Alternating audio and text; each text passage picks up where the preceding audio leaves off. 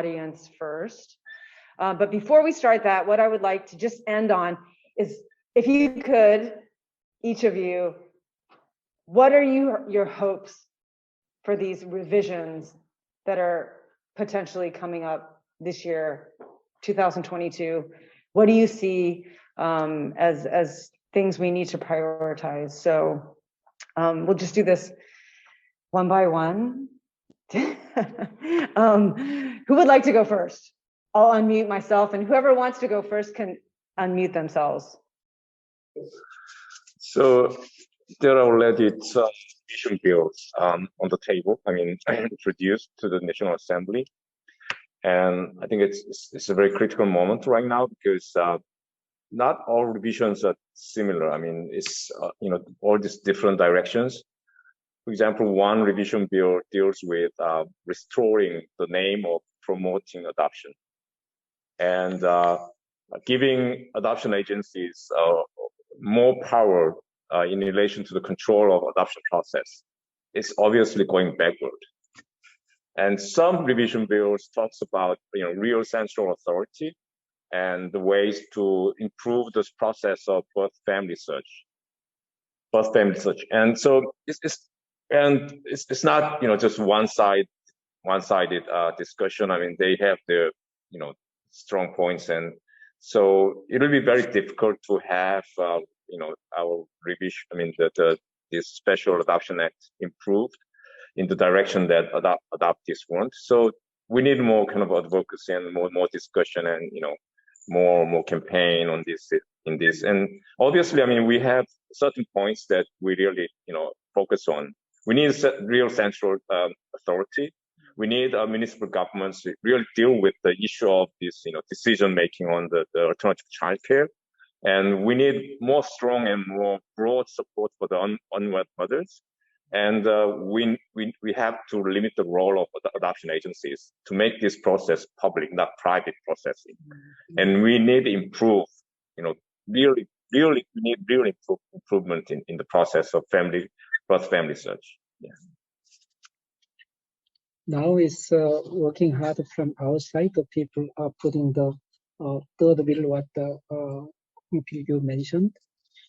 But the bill itself is not enough reformation. There is especially the adoptees' right to know their origin. It's still very hard to break down the road, because actually originally when we revised the Special Adoption Law 2011, that year, first time ever, the privacy law is introduced.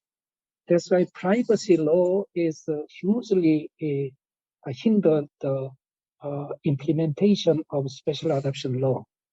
But we have still know the right way to find out how do we deal with privacy law and the Special Adoption Law about the record and identity issues. That is still huge issue. We have to kind of find out the right way. The privacy law is protecting the people's privacy, but whether the adoptive, the original family has full right, this level down and discussion is still necessary, I think. That is, but we are a little bit hurrying up to passing the bill. At least our side perspective is well protected, even though the oppositions are even reintroducing a promotion of adoption and so on. But I hope it could be more. I'm a little more romantic way expecting it is passing soon. Maybe it's a romantic way. I mean, so I'm not realistic person, but yeah. So, something that occurs to me that we did in the reprioritization that was also a gain from the first revision, maybe that's important, is that we actually have a place of an article that attends to the necessity of research. And so I think that's really important. So research in regards to our effort to move from deregulation, where that was the prominent model of adoption in the 1980s. And Andrew Kim, who was of ASK, was her thesis really looking at the historical view was really important, noting the shift from deregulation, where we saw kind of really for the first time where adoption agencies turned into profit businesses.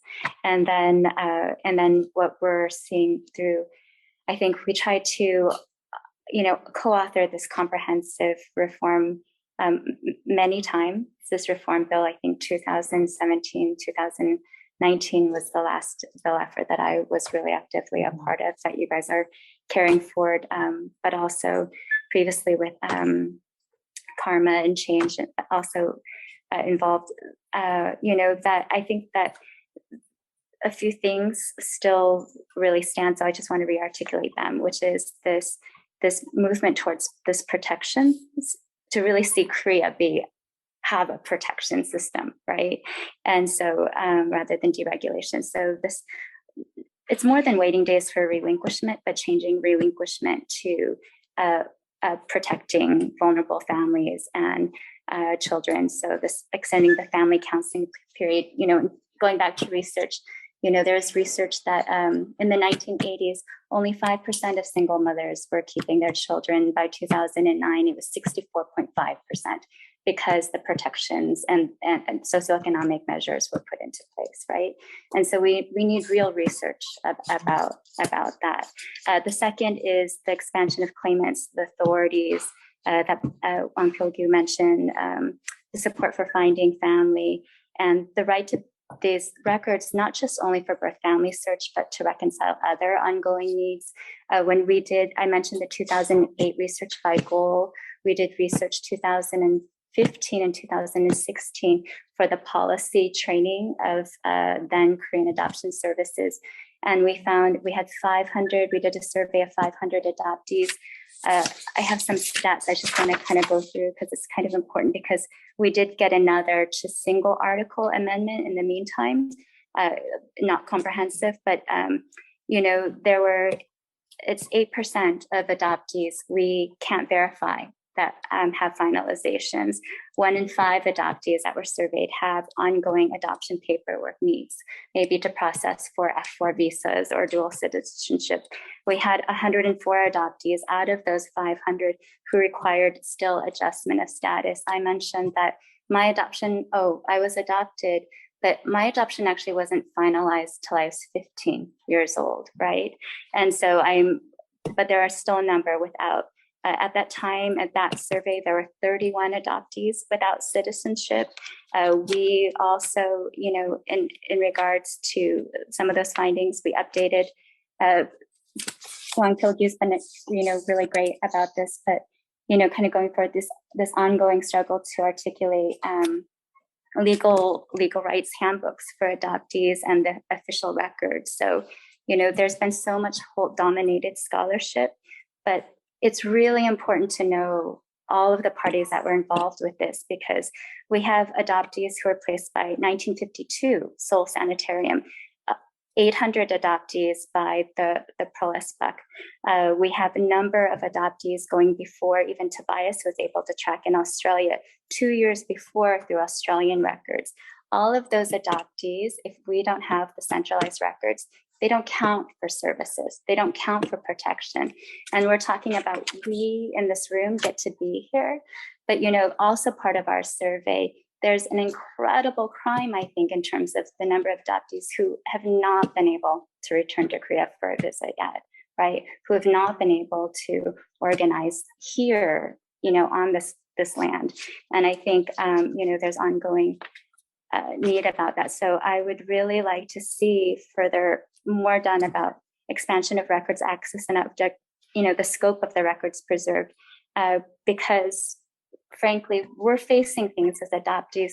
We know from our perspectives that as great as our allies are, they don't live the reality of that. And, when we're 65 or 85, do we, some of us already know we've had adoptee spouses who've passed away. We don't know if they have the right to die here, right? We don't know about our aging rights here. Dual citizenship is not actually full and complete citizenship for adoptees who have Korean citizenship now. So all to say that I'd like to see a lot more. I think it's going to take a lot more. And it's going to take all different kinds of forms, and a full revision would be fantastic. And even I think what I want to say is we got Article 25 a couple of years ago, which was, it states that support must be provided for those who've not obtained nationality in the adopted country to live in Korea. Even things like this are so, so important. Good. Yeah, so I think for me, I look at adoption as a lifelong process, and that kind of brings me to 2 points, 2 conclusions. One would be that I think we need to address past events to create a new or an alternative path in the future.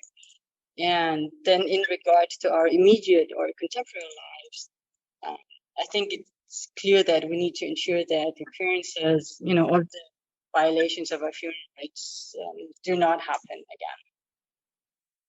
again. And I want to add something, because we have included a lot of people from the community who've been active, who've been, doing things, well, from the 80s, 90s. I mean, there were a time where people would have to do visa runs because we could only be in Korea for 3 months. You'll leave, you go to Japan, sleep in the airport, and come back. So a person that we have not mentioned so much is Kim Stoker, because Kim Stoker has been busy moderating us. And I think a session like today probably had to be facilitated by Kim Stoker, who has been there the whole way, who's kind of been a tough but good leader. And I think for many of us, we relied on her. Was a professor before most of us finished any type of education. So if there is applause or something, I think that definitely also goes to her. So.